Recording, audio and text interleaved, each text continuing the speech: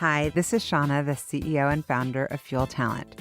One of the things I have loved most in my 25-year recruiting career has always been the stories that people tell. Stories of leadership, career choices, company ideas, and team building. My inspiration for starting the What Fuels You podcast came from being curious about people's lives and wanting to help share their stories. What path brought them to this place? What decisions did they make that led to failures and successes? Who influenced those decisions, and what lessons were learned along the way? I hope you enjoy the What Fuels You podcast. Today's guest on the What Fuels You podcast is Eric Best. Eric is the founder and CEO of Sound Commerce, a data platform that equips consumer brands with advanced technology, enabling world-class shopper experiences that drive profitable growth. Eric is a serial entrepreneur, with Sound Commerce being his sixth startup.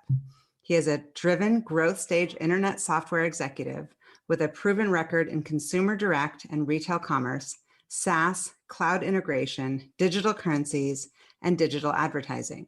As founder and CEO, Eric grew and led companies to shareholder liquidity, including cash exits to Amazon.com and Liberty Interactive. Eric's 20 years of hands-on contributions range from day one founder to public offerings and board directorships and more. Welcome, Eric. Hey, thanks, Shauna. Really great to be here. So good to see you. I love that you're standing, by the way. It makes me want to stand because you can just get into it as we're talking. And you got to really stand for this part because this first part is rapid fire. Are you ready? Okay, I'm ready. Okay. What 3 words would people use to describe you? Gregarious, curious, and sometimes serious. That's a great combo. It's very balanced. I like it. I read that you like to DJ. What kind of music do you like to DJ? I do like to DJ. It's kind of a fun pastime, and it's a way to sort of engage with electronic music in a way that isn't work related.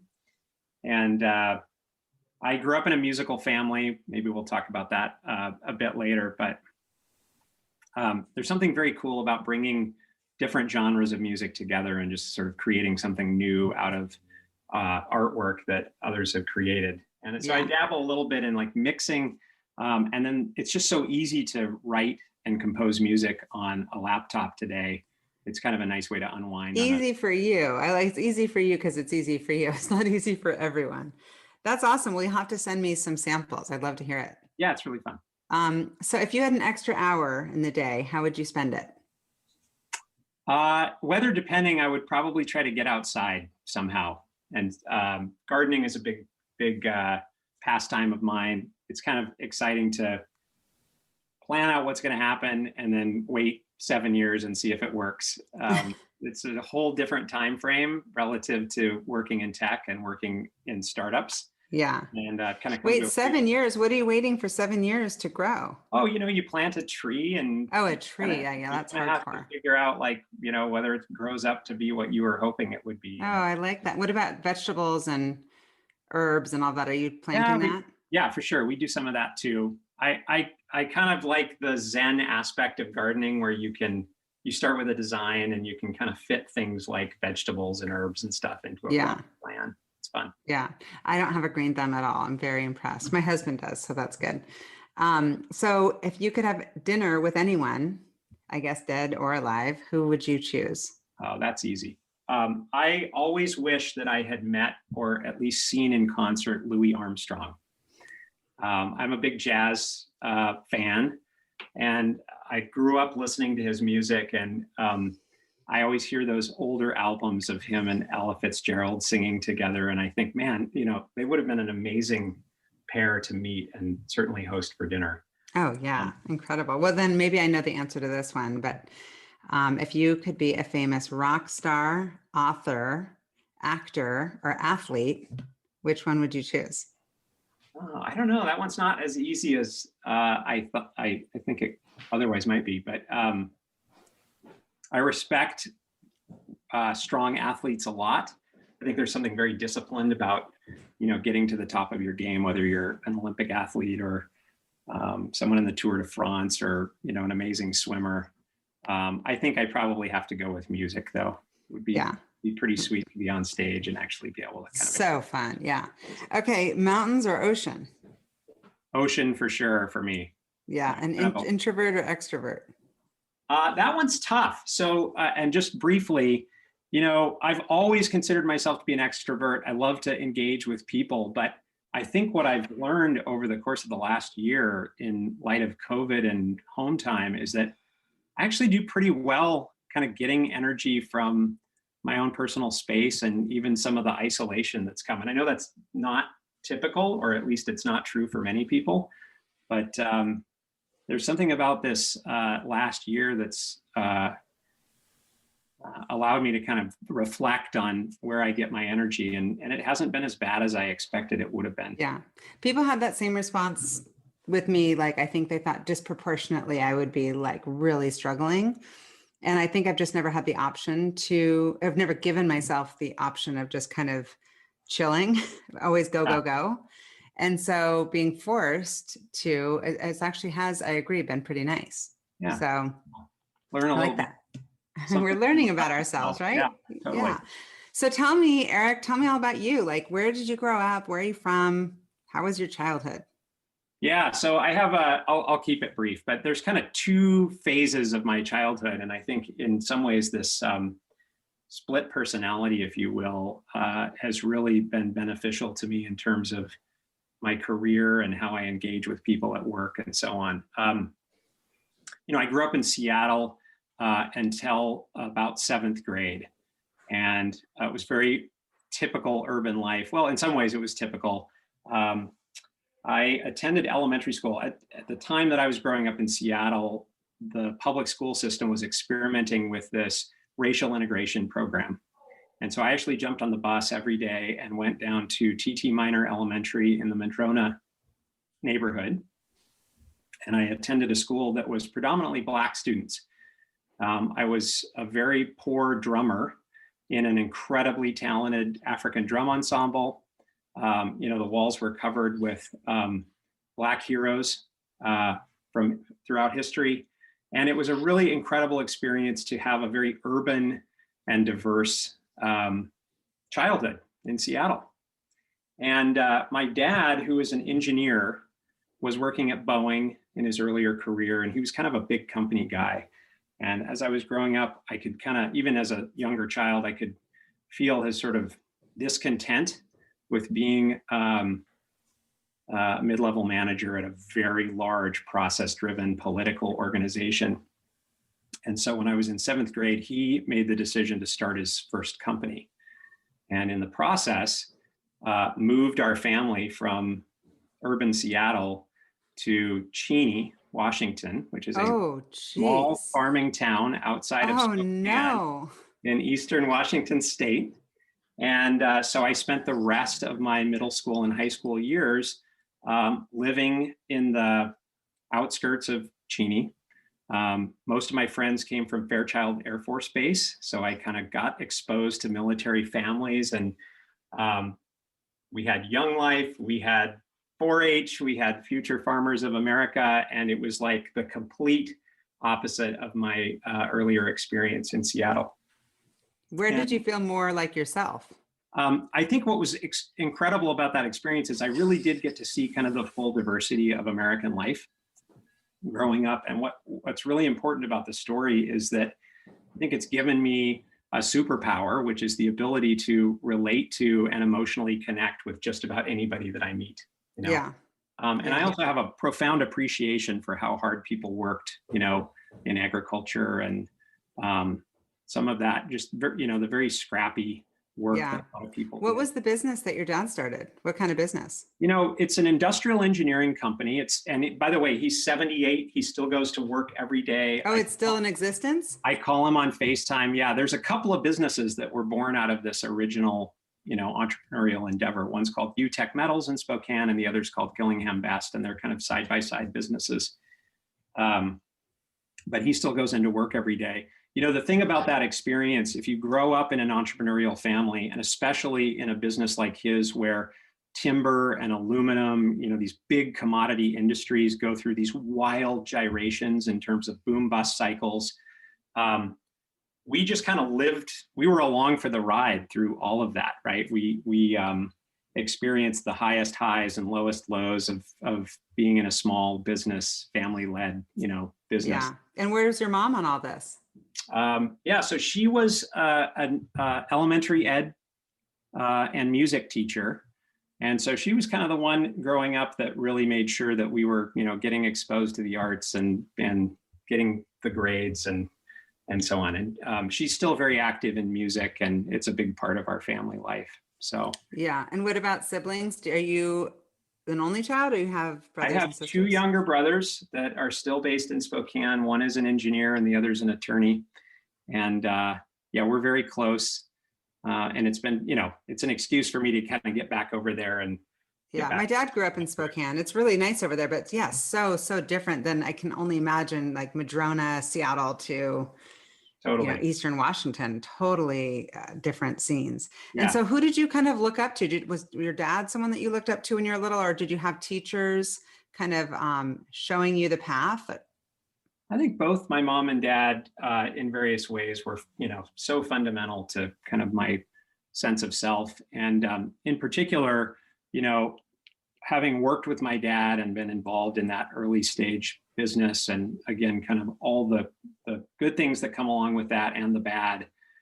In deference to him, I would say, like, I'm kind of left with this belief that new and small businesses are the engine for not just American prosperity, but kind of like human prosperity overall. Like, I'm an unapologetic capitalist just because I believe that small businesses can do great things. And that's true of the brands today that we're serving at Sound Commerce. But it was very formative. I think, like, I have to give my dad most of the credit for the fact that I'm in this entrepreneurial motion today. Yeah, it could go one way or the other. You could be like, I will never pursue an entrepreneurial endeavors because it's just so volatile, or, I like the energy that I'm getting from this. Do you remember, if you think back to like you in fifth grade, what you wanted to be when you grew up? Like, was there someone that you're like, oh, I want to be like him as far as a career? Not exactly. I mean, I mentioned earlier kind of my curiosity, and I do love like complexity. I love to learn about things. So natural sciences was a big part of my college education. There was actually a point where I thought I was headed to medical school. And yeah, I read that. You were like pre-med for a little while. I did go through that whole process. I applied to medical school. I met my wife in anatomy and physiology. It's a running joke. Yeah. And she actually went on and pursued a career as a physician and is still practicing here in Seattle today. She works at Harborview. She's actually there now. Oh my gosh. Wow. That must be crazy during COVID. And you guys have to be so vigilant, I'm sure, at home. Yeah, she's had to be very careful just in terms of making sure that she's isolated and following all of the protocols and so on. But right. What I discovered in those early stages is there's a very I would call it methodical path to becoming a practicing physician. And thank goodness, right? Because we're all relying on these people to base their decisions on empirical evidence and intensive training. As I was pursuing that, though, it kind of always felt like I was, pushing a rock uphill, whatever, trying to push water uphill. Didn't feel natural. It didn't really feel natural. And I tried a lot of different things. I would go and work at a family medicine clinic, and I would end up kind of like taking on ownership of the IT network and helping them get their software straight.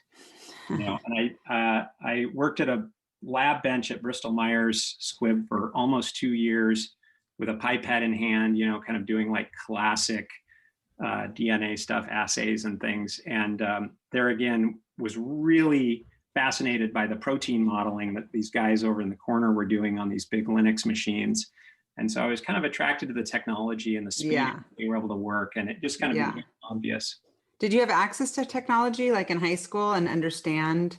Because you and I are around the same age, and I remember the first time we got our first computer, but obviously we weren't raised in a digital era. Yes and no, right? So one of the things that my dad did for me, which I am still thankful for, is he bought me my first like color computer, one of these like classic 1980s 4K of memory, hook it up to the TV set and start programming.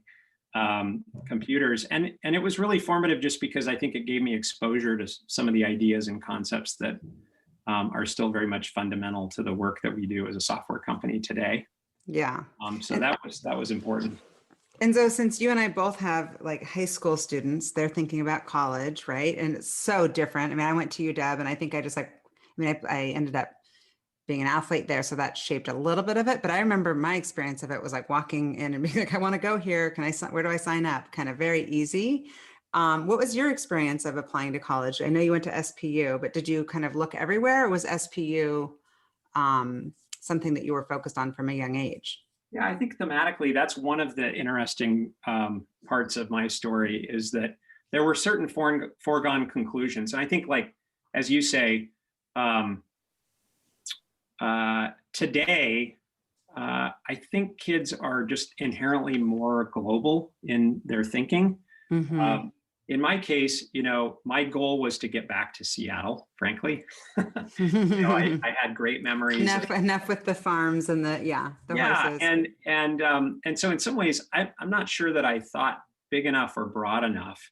On the other hand, it was SPU was a family history school. I think I'm the fourth generation of my family to attend. Wow. Going all the way back to when it was Seattle Seminary before it was Seattle Pacific College and so on.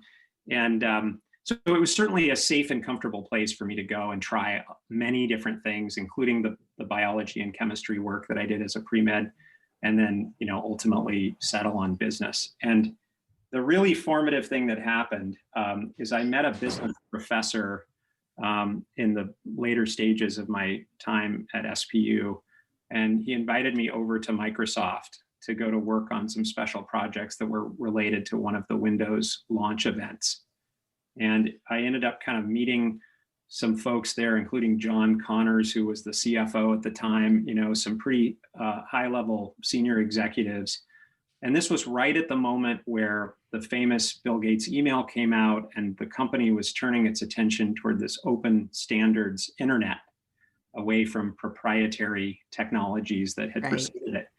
And so it was just an incredibly exciting time. And you kind of contrast that with my experience in the pre-med fields. In the labs, They couldn't move fast enough. There was like everything was deadline driven and it was super exciting. And you kind of like moved fast and broke things. And you did all these things that were sort of classic tech.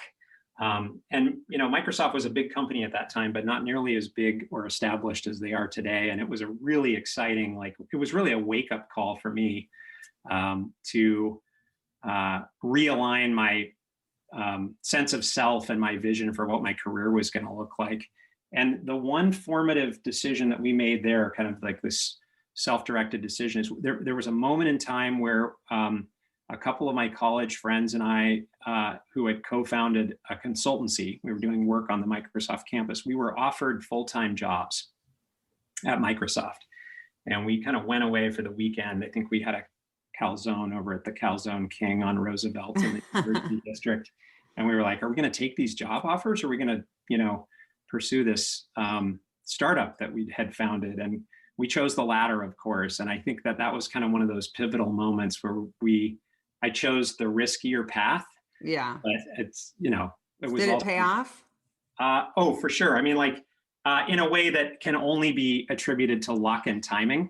Yeah. So we started this company and we began doing e-commerce work in the very early days. Microsoft had just bought a company called eShop, and they were thinking about how to commercialize an e-commerce storefront. This was a long time ago. And so we built this company kind of around that product. We started helping big businesses, folks like Universal Studios and Hasbro Toys, adopt the platform, companies we could never have met on our own at that stage in our careers. So Microsoft played a really important role as a sponsor there.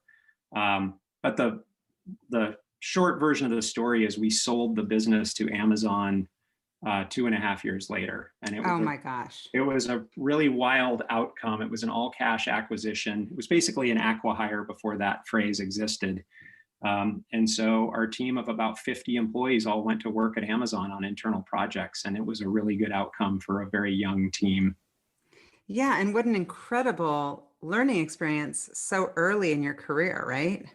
Yeah, I think in some ways that was the thing that set me up for this serial entrepreneurship. And I sometimes joke with friends, it's like I've spent the rest of my career proving that it was that easy to Or that start, it wasn't a build, and fluke, right? Or sell yeah. companies. Yeah, exactly. Yeah. Yeah, interesting. And so given that you've been, I guess it sounds like maybe six-time founder, what attributes have you learned over time make someone a good founder? Like you've co-founded with other people and how would somebody, if somebody's thinking, if somebody's sitting listening to this and they work at Amazon and they just have that bug, that entrepreneur, I want to start something. What would you vet them? Like what lens would you have them look at this whole prospect through, I Yeah. guess? Well, the first thing I would say is that there's just unlimited opportunity.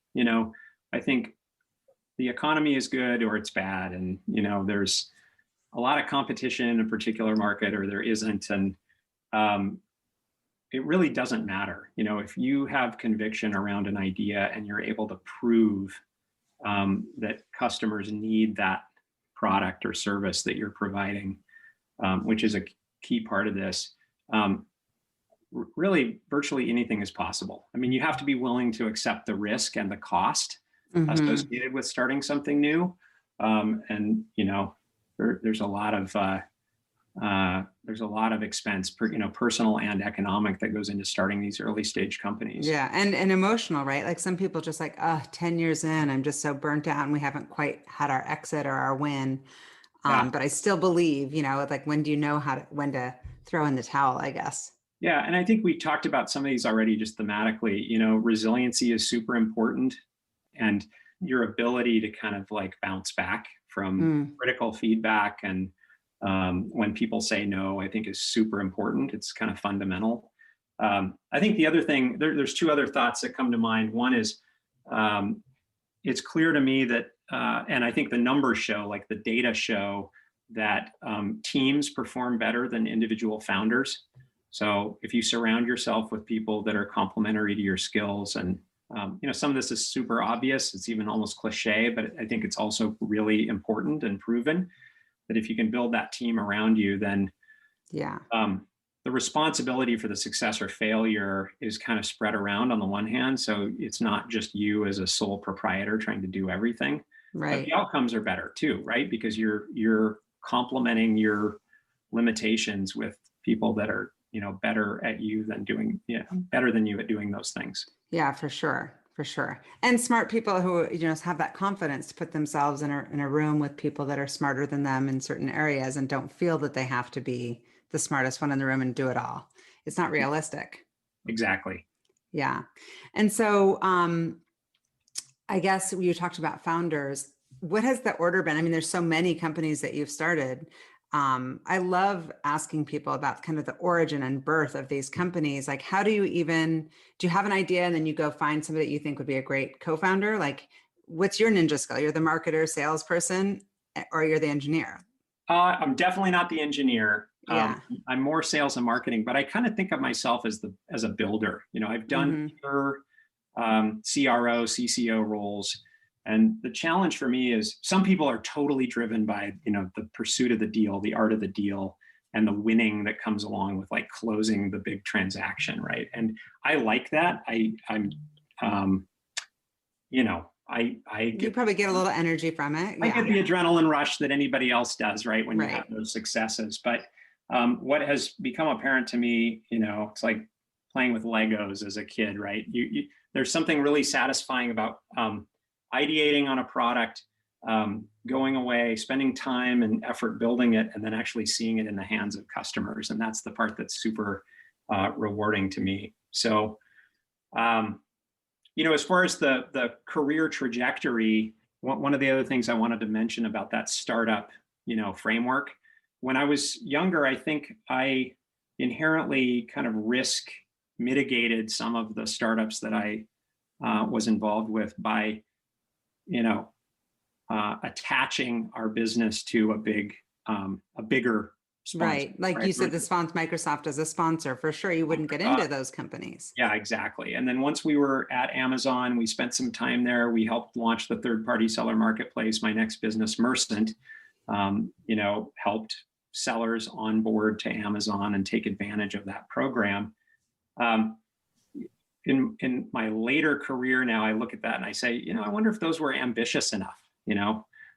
Somebody has to go and be the next Amazon or the next, Uber or the next whatever happens to be Tesla, right? Yeah. And I think there's nothing wrong with thinking very big. Right. Well, that comes with some confidence and some age and perspective. Or maybe the opposite youth of just like, I don't know any different. I might as well just like swing for the fences. Yeah. Sometimes I think it's simply just like realizing that most of the limitations are created by yourself rather than totally the market as you think about where you're going. I have found that a little bit when I first launched Fuel, I was thinking 5 cities in 5 years because I had done that twice before and like, why not? And then I chose mostly to focus on Seattle, mostly because of being a mom and 3 kids. And I just didn't want to be traveling for work. But it's true. If you just think bigger, I'm like, well, that's just about putting infrastructure in place in these other cities to build out the brand. But it's true. We just do put these limitations on ourselves. That's totally normal. And so talking back about how you've gone about finding these co-founders, assuming that you need to find technical co-founders and all of them, have any of them stayed with you throughout? Yeah, it's a great question, actually. And I think it's one of the things that I'm particularly proud of in terms of just my own career is that many of the folks that I worked with very early on, I'm working with today. And we didn't necessarily follow a linear path together along the way. But in the case of Sound Commerce, which we founded 2 years ago, 2018, my co-founder and our CTO, Jared Stiff, is the co-founder of the company that I sold to Amazon at the beginning of our careers. And so we've stayed in touch. He's done his things, I've done mine. We kind of reconnected in the context of Commerce Hub a few years back, and started thinking about what we wanted to accomplish with this new platform and new business, and kind of got the band back together. I love that. Yeah, I think it's great. I mean, I think there's huge value in kind of knowing people, knowing their quirks, knowing that they're trustworthy, knowing what they're good at, knowing what they're not so good at. I think the risk, of course, is that you end up repeating history. And so we've tried to be very intentional about, offsetting the known with the unknown, with the new. And so now we're getting to the scale, and we can talk a little bit about where Sound Commerce is today. But, as we're funding the business and as we're growing the team, we're intentionally looking further afield in terms of where we find talent. And actually, you guys are part of that story too. Yeah, well, good. Thank you. We're super grateful. Yeah. So with all these different companies, you've obviously been the early stage, seed round, bootstrapping companies. You've done, you've gone out and fundraised with VC-backed companies. Where are you at your best as far as the stage of growth? And is there a size that maybe there's a reason why you haven't grown the Amazon? Like, is there a size that you're like, that's just not for me? Because you're a builder. I think in the old days, I used to think about it that way. We're being very intentional this time at Sound to think big and to go faster than I have in the past. There are certainly moments in my career where, as a dad and as a husband, with a wife in med school or going through post graduate training, things like that, it did not make sense to be all in, like pushing as hard as we are today, but it does right now. And one of the themes that we haven't talked about is just the importance of speed. I'll step back first and say, like, some business models are perfectly well suited for bootstrapping, right? And you can really build incredible lifestyle businesses, right? That give you extreme flexibility and are super compatible with other things that you want to do. On the other hand, there are only certain business models that make sense to fund with outside capital, right? And they are kind of inherently swing for the fences businesses. There are some interesting ways of kind of approaching hybrids these days with more creative funding options. But for the most part, if you're looking at Silicon Valley, VC money, you're shooting for. They're hoping for the unicorn for sure. You're shooting for multi-billion-dollar businesses. Yeah. And the key to that is this concept of speed. There's this guy, Hiroshi Mikitani, who's the founder of Rakuten, which is a big Japanese. Oh, yeah, I know. They're actually a client of ours. Yeah. Oh, very cool. Yeah. And, he has his own kind of personal entrepreneurial framework. And I think, it's either first, second, or third on his list is this idea of speed, speed, speed. Mm. And it's fun to hear him kind of talk about it. But the point is that you take this money, and whether or not you can see the clock ticking or not, man, it's ticking. Like Sure. editors, someone else is right on your heels. Totally, the competitors are gaining traction, and just as bad, you're building things, and you're building this tech debt and inertia, and after the second year, the third year, the fourth year, you start to realize, like, oh wow, decisions that we made 4 years ago are fundamentally impacting like our ability to be agile and grow. And it sounds crazy to say that in a growth stage company that might only be 4 years old, but like those things matter. And so for me, among other things, Sound Commerce was a really exciting opportunity to completely clear the slate. Yeah. So tell me what that means. You started it in 2018. It's you and how many other co-founders? Well, Jared and I were the original co-founders, and then we've brought on a core set of leadership to handle things like sales, marketing, product, and so on, customer enablement. And coming into it, I had been out of Mercent for a few years. We sold Mercent in 2015. We merged with Commerce Hub. We took that company public on the NASDAQ, which was a really exciting, milestone and end cap for the almost 10 years that I spent building that business. And as I was thinking about and experiencing the inspiration for the Sound Commerce platform and business, we really did come at it with the expectation that we would do things differently, that we would learn from the lessons, and be very intentional about how we started the business and how we're growing it. And so some of that is as simple as like being more intentional about our mission, vision, and values. And some of it is like these thematic things that we've talked about, like moving faster, even though there's no external force driving that. It's more a sense of like paranoia, looking over the shoulder and making sure that we're moving. Right. I definitely want to dig into your mission, vision, and values. I think it's crucial. And I love that you're thinking about it so early on, so that you have a backdrop and like something to measure against, like how are we doing and staying consistent. But before we get into that, why don't you tell our listeners like what Sound Commerce is and what's the business model and what kind of brands you partner with? So in a word, basically, Sound Commerce is a data platform that serves both these direct-to-consumer digitally native brands, as well as larger omni-channel companies like Eddie Bauer and FTD ProFlowers, Constellation Brands in the beverage market. And we're solving two problems for them.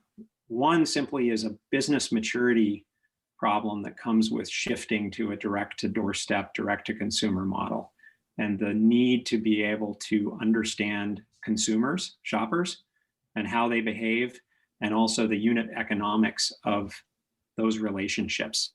If I spend $100 on Facebook and Google and Instagram and TikTok and YouTube, cumulatively to acquire a customer that only buys once and they only spend $50, that's not a good business model, right? Right. So we instrument the business to be able to track those things. And the big variables for D2C commerce are marketing on the one hand and doorstep delivery on the other. Sounds a lot like Amazon's business, right? The other side of this, of course, is if you're going to instrument the business to make smart decisions, there is a data maturity problem that you have to solve. And the great irony of SaaS, these simple cloud-based solutions is you can swipe your credit card, you provision some end users, and you have a business. You've got Shopify and NetSuite and Gladly and Returnly and Recharge, the list goes on and on. As soon as you try to look across those systems and start making intelligent decisions, it becomes very difficult because they really are siloed.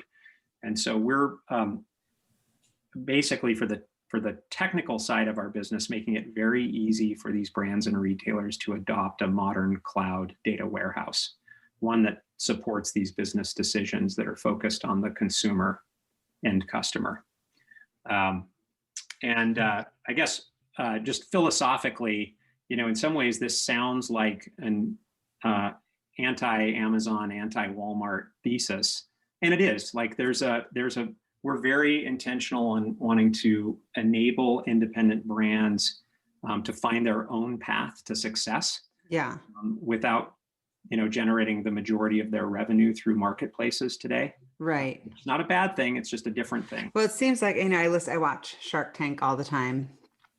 And a lot of these businesses, when they're asked, how are you going about, what's your approach to go to market strategy? A lot of them are just like, well, we're on Amazon. And obviously that just cuts crazy into their margins. And it's so difficult to work with Amazon. And it's incredible if somebody has access to something like Sound Commerce, right? Yeah. Tell me how the actual business works though. Are they, is it a subscription-based model, or how do you make money?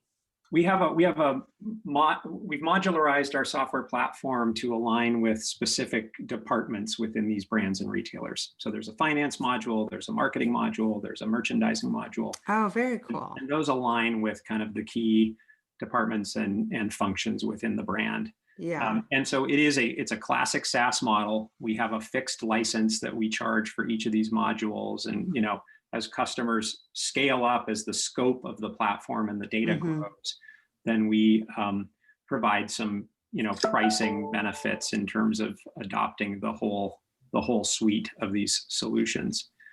Interesting. So who Yeah. are some of the brands that you're really excited about, and what types of things are they doing in the world? I'm a huge consumer.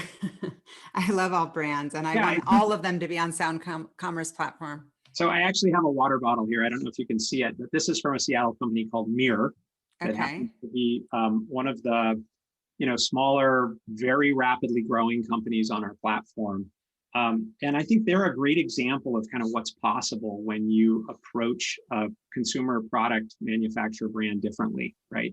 They are a B Corp, and they are very intentional about taking the profits that they generate from the sale of these water bottles. This one happens to be customized for us at Sound Commerce. But they take the profits and they are using the proceeds of the for-profit business to fund clean water supply for underserved global communities. So it is a very mission-driven, cause-driven product. And you could say, well, there's nothing that would prevent a brand from doing this through Amazon. And in fact, Mirror does sell on Amazon. It's part of the scope of the channels that are active for them. But there's something about the creation of those direct customer relationships. Interestingly, if you look at the bottom of this water bottle, every Mirror bottle has a give code. And so you can go to mirror.com, you can log on, and you can actually influence where those nonprofit dollars flow to fund programs that as a customer might be important to you. That's amazing. And so I'm sure that aligns beautifully, as you said, with your intention around your own company values. For sure. So tell me about the mission of this company and how you're kind of living that day in and day out. Well, I'll start with our vision because it's kind of what we aspire to become as a company.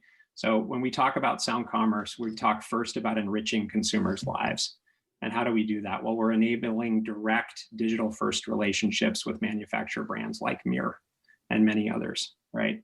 And in turn, for the brand, we're helping Mirror create a better, more meaningful customer experience by taking control of their data, taking control of their awareness of the customer and the customer's needs, and ultimately driving a better customer experience for shoppers like you and me.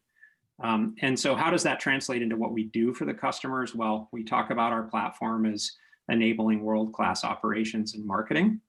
And that all begins with the ability to connect core systems, enable insights, and then ultimately automate decisions that are based on real-time events. And this is something that's quite different. We talked earlier about tech debt and how it's fun to start with a clean slate.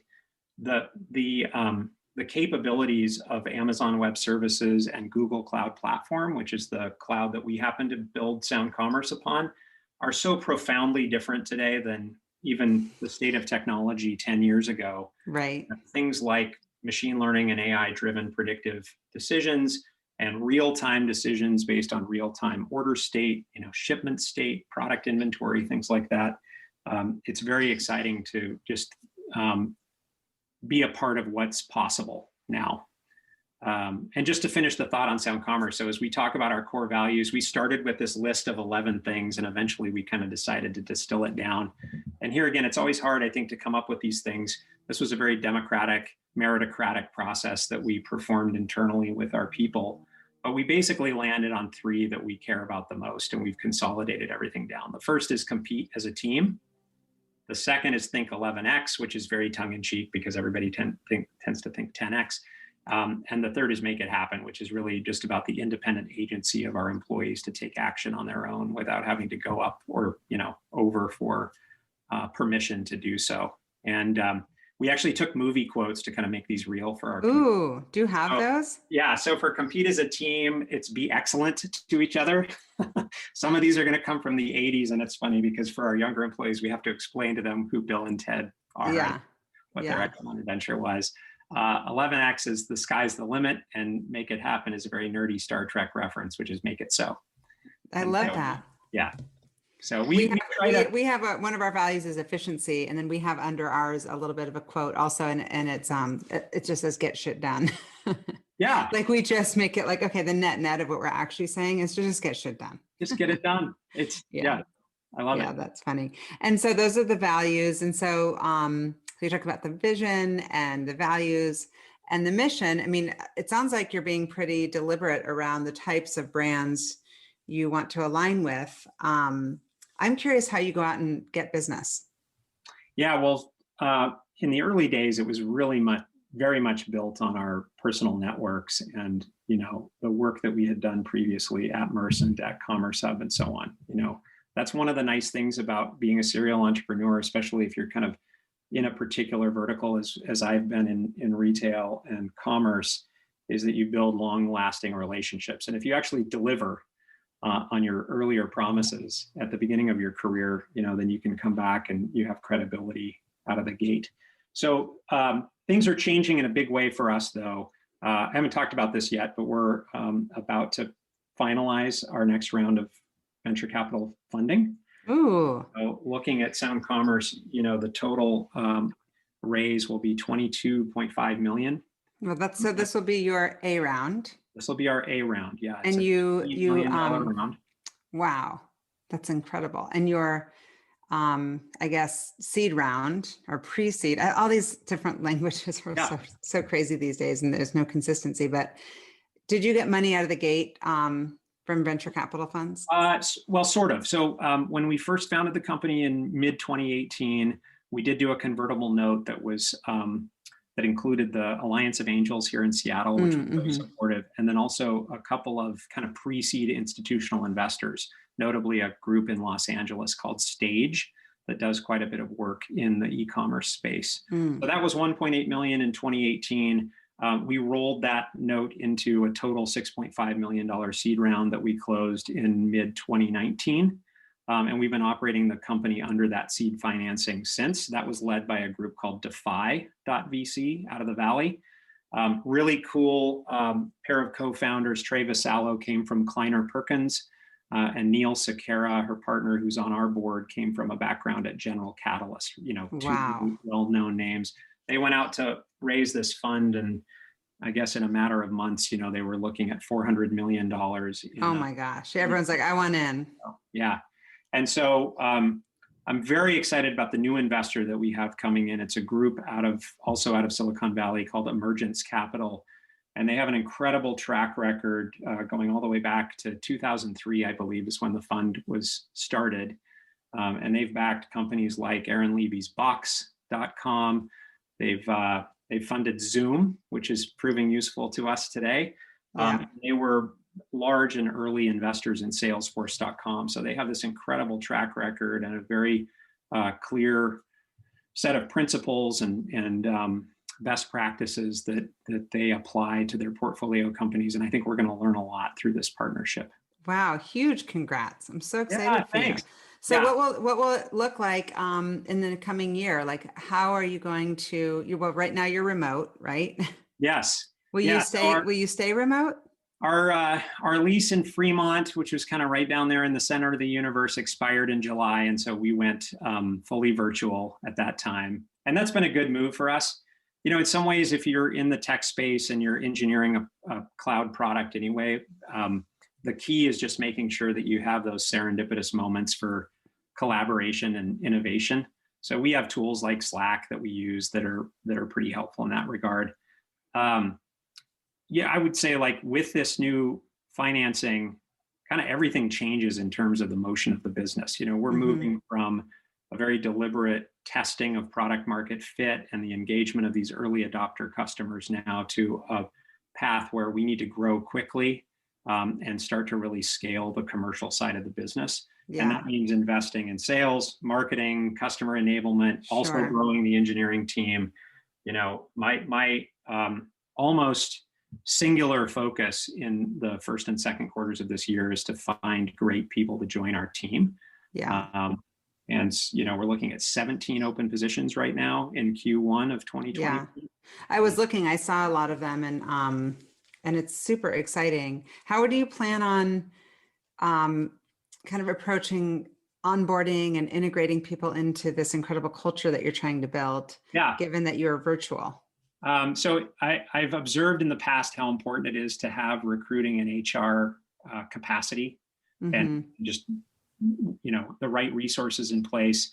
I think by the time this podcast lands, we will have onboarded our own VP of HR. We've also hired an HR specialist, and we're in the process of hiring our first full-time recruiter as a company. And of course, we're partnering with folks like you guys. But it's going to be a challenge. I think as we think about maybe the new hybrid normal, in a post-COVID world. My wife, Jennifer, just finished her second vaccine. So it's very exciting to see that we're making at least some progress in getting back to in-person interactions again. We will likely look for creative ways that we can, have flexible space for our people to get together in person when they need to. But we're also casting back to the theme we talked about earlier, thinking big and thinking broadly. We're not building a global workforce yet, but we are certainly pretty agnostic when it comes to the location of our team within North America today. Yeah. So I don't really care where our people are as long as they're capable of interacting. As long as they can do the 11X and compete, right? Exactly. Totally. Yeah. As long as they can. Yeah. As long as they're aligned with our vision, mission, and value. I have so many ideas because, we all have our like little ninja skill. And one of mine is I just love connecting people. And I have several that I want to talk to you about when we hang up the podcast that could be good. I mean, I just don't know, but all these brands that could be incredible and would benefit greatly from Sound Commerce. Yeah. So given all that, given you've got these two boys that are 14 and 17 and your wife is a doctor and we're in a pandemic and you're building this crazy startup with all sorts of funding, what do you do to keep your kind of balance and mental health strong, or just kind of take care of yourself? Yeah, it's good. I mean, I think some of that we talked about already, like it's, some quiet, protected space and time is really important. I do swim, and it's kind of one of the things that I do where I'm completely literally in a bubble, and it's an hour of uninterrupted, just time to think and in some cases not think at all, just get some exercise and blow off some steam. But I really find that like my family engagement is the place where I can re-energize these days. We have a couple of things that we've done this year which are different than in the past. We got a cord of wood delivered to our house, and so one of the things that we've been doing is just having like a fire in the evening in the living room. Yeah, we've done that every night and we keep going through it so fast. I mean, I can't believe we just went through more wood. It's so great. It really creates a whole ambiance. I love it. It really does. And it's just, I don't know, it's an excuse to get together, turn the lights down a little bit and just have some like, quiet time together. And that's been really energizing for me. Yeah. And what else do you think that you'll take with you from this period of time, realizing that you're kind of an ambivert, I guess, but also the fireplace and the time with the kids. As far as into the future, like these are the kind of core values I want to make sure to hold steady going, even if the world completely opens up. Sure.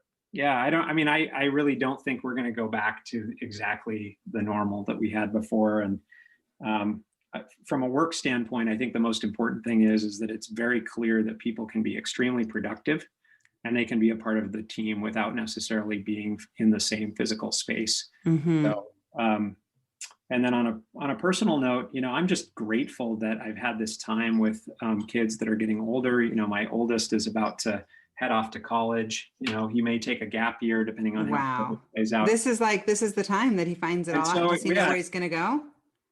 He's thinking about it. Yeah, there's a few smaller universities, Willamette and UPS and some regional schools. They keep it in the family. For sure. Yeah, and so I'm just really thankful that I've had this opportunity to kind of spend some family time that I think would not have happened otherwise. Yeah. Yeah, you said UPS, but no SPU. That's on the list as well. Oh, good. He can be fifth generation. Yeah, you don't want to be too prescriptive. No pressure. Right, exactly. That's awesome. So Eric, my final question for you before I let you go, thank you so much in advance for being on the podcast, but is just ultimately like what fuels you?